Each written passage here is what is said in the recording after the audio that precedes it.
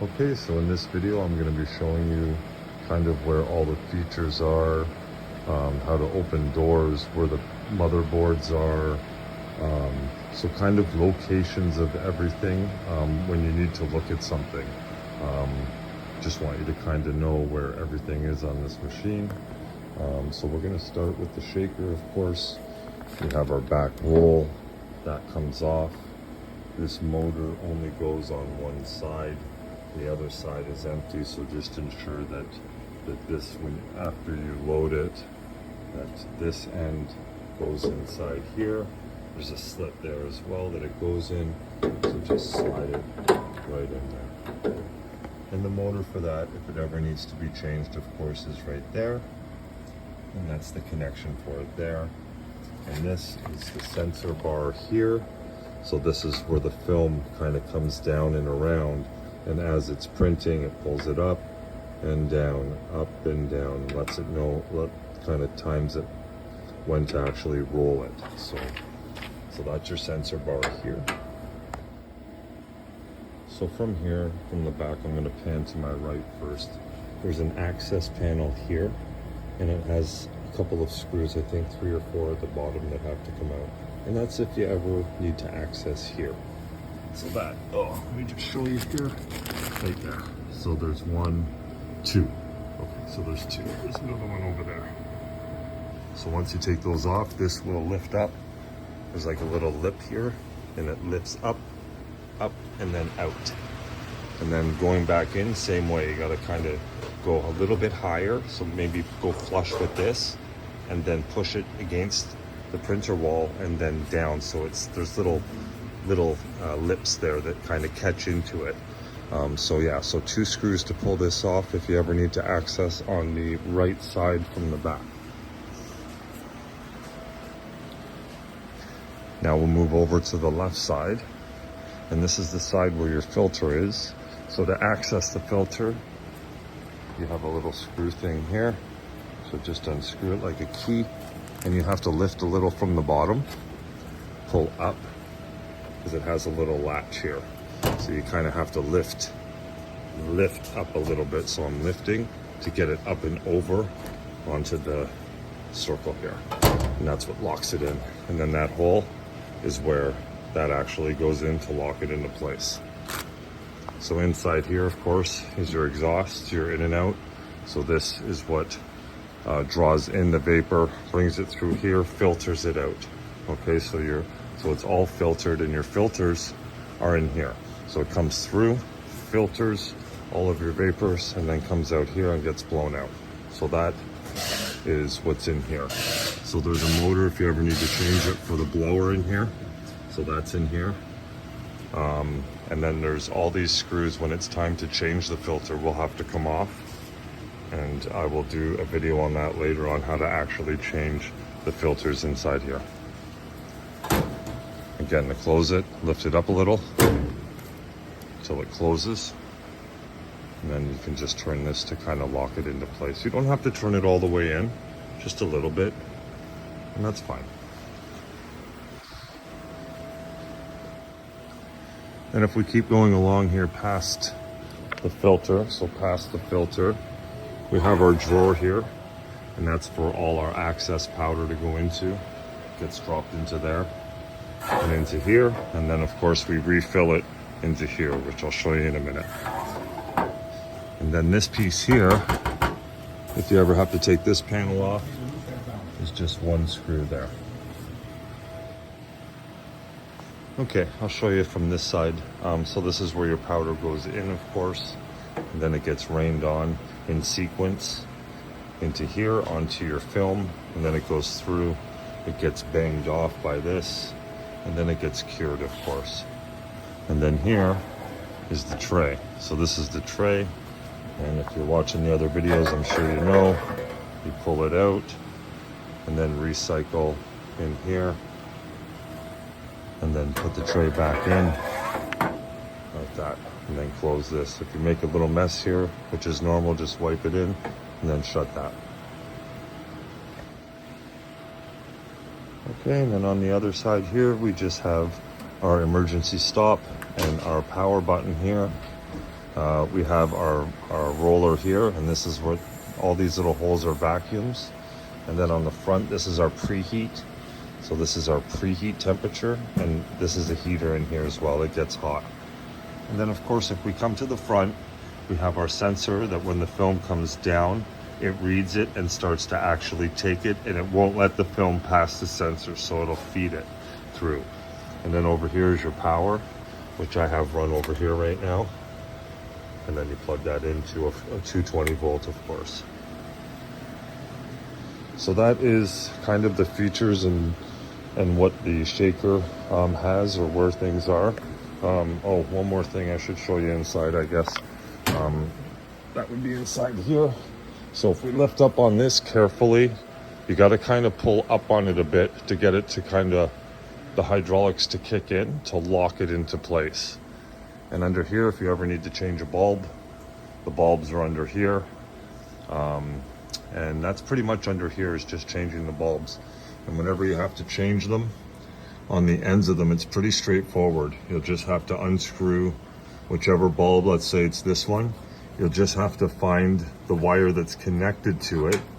And it's pretty long, like they got it kind of folded up in here. So find the one that's connected to it, and you're just gonna unscrew it wherever it's, like if it's in here, there's only one spot on each one, like here. So that's only in there and only in there. So you find the one that you need to unplug, okay, that comes out of the bulb. So that would be this one. So I would unscrew this with a Phillips, it looks like, and then just pull this one out, and don't pull this one out. If it comes out, just make sure they both go back in together like that, of course. And then you would just take that one out. You would come over to this one and do the same. And as you can see, they're color coded. So this is a white and this is a red. So of course you want to put the red wire back on this side and match it in here. And the white side, same thing. You take out the screw here just a little bit, do not pull the screws out, and then you just pull this out. You just have to pull it out a bit so you can pull the wire out. So again, follow the wire to this, pull the one out that it's associated with, and then when you put the bulb back in, just put it back into there, and make sure to tighten both screws down. Make sure that they're tightened down so that it holds these into place, and also make sure that the wire is tucked and folded back behind here, the way that it kind of is. Okay, you might have to play with the wire a bit and kind of tuck it back a bit, but just give it a little tuck back. And that's kind of what's under here. So that is the end of the shaker tutorial, and we're gonna, well, not tutorial, just that's the end of the shaker features and kind of where everything is. And now let's move on to the printer.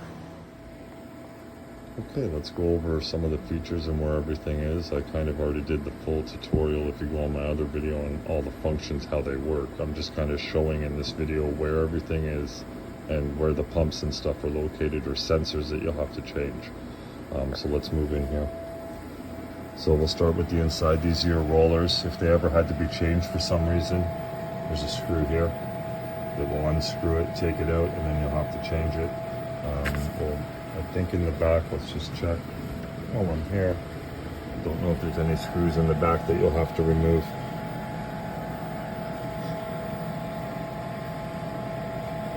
We'll have to look into that after.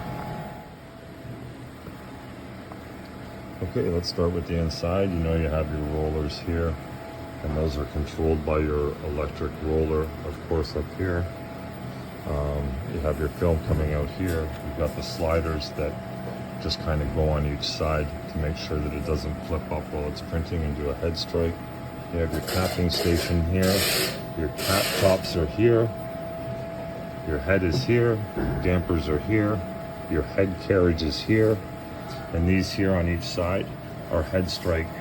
So if anything is impeded on here, this will stop it, and it'll stop the head immediately before it strikes the head. So that's like a head strike stopper right there, okay? And then if you keep going around, this is the controls. You can watch my video to learn all about the controls in that. I have that. So this is where the control panel is located on the machine. If we close this is a door panel that closes. Be careful as you close it, nice and gentle. Up here, I usually leave the sensor blocker, the thing I block the sensor with, the flush. I just kind of leave it here. Here's our emergency stop. If there's any emergencies, hit that. Electric roller, of course, is for your rollers. And then the feeding system is for the back feeding system. So that's what allows, when you feed back and forth, it feeds the paper nice and smooth back, and then it'll feed and roll itself back in actually as well, if you ever have to go backwards. So that's your feeding system, and I show that in another video as well. I'll show it in this video too. So I'm gonna, because it's forward a bit, so I'm gonna go back. Oops. So I'm gonna go press up to go back. I'm gonna show you what it's doing back here while I press it. So while I press it, I'm going back now. Oops. So now I'm going back. See, it takes it. I go forward, it feeds the film forward. I go backwards, feeds the film backwards, right back into the roll. Okay, so it doesn't allow it to kind of go everywhere. And beside your controls for the feeding system and electronic rollers is your access panel here. And this is an access panel to get into the top of the motherboard. And in order to actually take this top piece off to get to it, you're gonna have to shut the machine off, twist your capping station down, and then move it over to the middle here to be able to actually access. There's 4 screws. So you've got to take off the 2 that are on this side. You have to move to the middle to get to them. So to do that, you're gonna put your capping station down manually, turn the machine off. That circle there, that'll wind your capping station up and down. So you're gonna wind it down, and then just move your head to the middle here, and you can get from both sides of the head from here to actually take this off. And then with the machine off, as soon as you turn the machine off, this becomes fluent. So you can just move the head back and forth. So after you have the top off, you're gonna have to move it back here into this position to actually access it to get to the top motherboard, to do any work or maintenance up in this area here. That's sort of how you'll have to do it. And then when you're done your maintenance, just close the panel afterwards. We're gonna move to the side door. So to open the door, you just push down on this piece, flip it back nice and gentle. Don't be like very rough with it. Just pull forward a little bit, nice and gently, and then pull out. And now you have access to your motors in here. And this is where one of the motherboards is located. If you ever have to change a pump. So these 2 pumps here are for your capping station, and your white pump is located on the other side. I'll show you in a minute. So these are for your pumping, for your capping stations. So if something's not pumping, or if for some reason one of your one of the capping stations is not pumping, this is where you're going to come in. You're going to access it to change it. Now to pull these off, to make it easy, so that these 2 pumps are on sort of like a bracket. So what you want to do is to access it, to kind of pull it out, to work with it here. There's 2 screws under it, right straight under it. So there's the pumps. If you come right under them, there's only 2 screws there. And as soon as you pull those out, this whole panel will come out, and then you'll have room to work and kind of pull these out and change them. And so there's the bracket that's held on by these 2. And then there's 2 screws that hold, you have 2 screws on here that hold the pump onto the bracket. So you have to take those off, replace the pump. Make sure that when you're replacing the pump, you'll see here, there's a pipe or a hose that comes right out of the middle, and then there's a hose that comes out of just the side. So just make sure that when you pull these out, you're putting them back in the exact same spot that you pull them out. You can sort of do it when you're pulling out the other pump, but the other pump beside it. Just pull this hose out, put it into the other one the same way. Then pull the other hose out and put it into it the same way. Then put it back into here. After you get the hoses in, then you're gonna put it back on the bracket, put the bracket back in here, and then this is just the plug for it. So follow the plug right to there, and then it's just a simple clip that you just unclip it, change your pump, make sure you run this back through here, and then plug it back in, and then your pump should be working in your capping station. So that's your pump. This is where your pump location is, and that's sort of how you would change it if you have to. So we're going to close this panel. This here is just for your carriage to actually move. And then you just have, of course, a bunch of electronic wires that just come through to tell this printer what to do. But that's your motherboard there, your main motherboard there. And again, your pumps. So two pumps, one for color, one for white, okay? Okay, if we move up the side, so now we have our internet connection. So just make sure, of course, one end goes into here, your Ethernet, and make sure that this end here goes into your computer. And then here is your power switch and your power plug to plug in. Okay, so you're gonna need that plugged in to get power. Now we have this access panel as well. So to access this one, you just push down and it sort of flicks up, and then just push right. And again, just pull it nice and gently open. And here's like the main motherboard that talks to the top motherboard. So, well, they all sort of talk to each other, but there's one motherboard there. This is your back motherboard, more or less your main motherboard. So if you ever had to access your main motherboard to do anything, it's here. This here is your data cable. So that is where your data cables run. If there's any problems ever with data, this is the cable here. It would be your data cable. And then this, of course, is like a little power unit or something here. But we never worry about this part here. If this for some reason ever stops working, then we can replace this entire part. So that your main motherboard is back here, and then this is back here as well. To close it, just push on it, push over, push down, and it'll close. Okay, I show you guys in how to change the back roller. So basically, you got, this again goes in one side where the gears are. So just make sure that that's on this side, and then just feed it through properly. It's got to go down around these two bars, behind these two, comes up and around while I do the video because it goes through. But anyhow, you guys got to watch that. The one that people always forget is putting it behind this bar at the top. They just feed it from here straight in, and you can't do that. It has to be behind this bar. In any event, that's in the video, and that's what is on this side. So yeah, so that is for the back roller. And of course this piece comes off. Whoop, just sensed it, sensed me touching it. Okay, let's get over to this side. Okay, so this is just after the rollers now, or the back roller. So up here you have, of course, all of your ink containers here. You can check the levels at the front there from the front of it. Of course, when it's running low, it will tell you. You have an ink indicator here. So you want to make sure these are always pressed down. There's an up and a down. So we have them all pushed down, of course.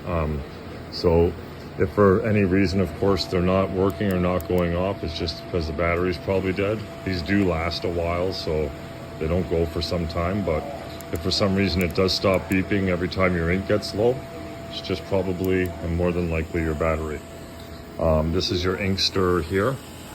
If you ever had to replace just the ink stirrer, you would disconnect it from here, pull all 4 of those screws out, pull the ink stirrer out, put the new ink stirrer in, put the 4 screws, connection will be the same, and then you would connect it and your new stirrer would be in. So yeah, it's pretty straightforward to change your stirrer. A lot of people change the whole tank most of the time. We don't really sell the stirrers individually, we sell the whole tank, but maybe we will. So I'm making just how you would do it in this video anyhow. 4 screws, pull out, disconnect, of course, put the new one in, 4 screws, and reconnect, and that's it. Let's move down to here where the filters are. Okay, so these are where the filters, or where the containers run down, and then they run into all filters before they actually run through the line to the head. So all these are your valves that open and close it. So straight up and down is open, and of course this would be closed, turning it sideways. So we leave them all open, but if you ever had to close them for some reason, you would turn that. Then we'll come down to here, which is where our white ink pump is. So to get the white ink pump out, if it ever stops pumping, because this is pumping back and forth, and this is what circulates your white into your tank. So from your tank into the front reservoir and then back in. So it just continuously cycles. So that is where you will change it, and it's on a bracket too. You would take that screw out and that screw out, pull this off. There's a screw or two behind here holding the pump to the bracket. Remove those two screws, then take it out. Make sure the hoses are going in the same way. So make sure that make sure you hold the pump the same way, and you put this one in the right side and this one in the left side. Okay, it's an in and an out. And then, so once you get those in and outs in, once you get your hoses in, put the pump back on the bracket, put those two screws that are in behind it, and then once the pump is secure to the bracket, then put the bracket back on with these two screws. And then you've replaced the back pump, okay? I did a video on how and what you have to do with this when you replace this. It's been replaced and purged already. So we don't have to do it, but I did a video on how to replace that. To replace these, so these be replaced probably, I would say every 3 to 6 months, depending on how much you print. And what you do to change these is you would close one end here, and then you would close one end here with these clips. I have these on all of these, have those white clips. Okay, so when you need to change this, you're gonna close this, you're gonna close this, and then you're gonna change it from here. Because all you're doing to change the filters, you just twist, take the filter out, and then put them back in. You don't have to pull these out. You can reuse these until they go bad, which they normally don't. So you can just take these out, give them a wipe. They might have some ink in them. So after you take it out, wipe them out, and then put your new filter in, twist your new filter in. Make sure that you unlock these afterwards. Just press up on it and make sure that these are open. You don't want to load ink or do anything or have it trying to suck through with these closed. So you always want to make sure that these white clips are open. And that is the same process for all of these. You can just change the ink filter by unscrewing it. Of course, putting the white clips first, unscrewing it, take it out, put a new one in, screw it in. And that is basically the back here. Now up here is just basically our white ink regulator pump, the control for it. So if we come over here, we have our controls for our pump. And we don't want to have this on while we're printing. And then if we're going to leave the machine on and we're not printing, we turn this up to 40 or 45. Don't exceed 50. I usually put it to about just after 40. Just at that little niche after 40 is enough. Let me turn it there now. So just after the 40, and she's regulating and she's pumping right now. So ink is moving. And then turn it off when you're printing. Okay, and then we're just going to access this panel from back here. It opens the same way as the panel on the other side. And it's just the other side, and this one just has the belt that runs the motors on the other side. This is just the other side where it holds the belt and kind of runs the gear and turns it for the head carriage.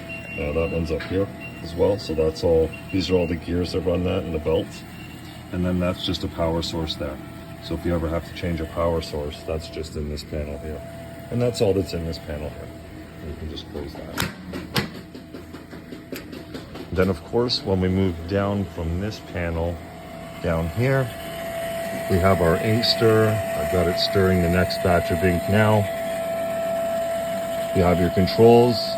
So up makes it spin this way. If I push down, so middle stops it. And then, so the middle is 0. And then if I push down to 2, it'll just spin it the other way. And then here, this knob is how fast it goes. So I normally just have it running at a nice moderate pace so I don't have to listen to it. But once you're printing and stuff, you don't really hear it. It becomes an ambient sound. So it's not too bad actually. And plus the fact that when you're stirring it, just close this. Just let it stir, just like that. And when you're ready to put some white ink or change your next one, put it in here. Now, one thing I'm gonna mention is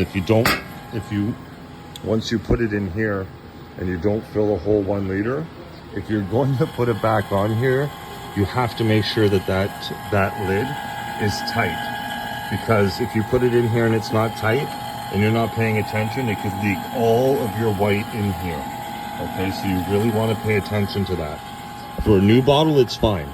But if you're gonna put like half a bottle in, you're gonna want to really ensure that that's tight, or you're gonna have a huge mess on your hands, and it could get into the gears and motors and end up costing a little more money than just cleaning up a mess. So anyhow, so that's that on that. And I'm just gonna throw the serial number for this particular printer in there. Okay, and that's it for the printer and the shaker. And then you have a table that goes with it.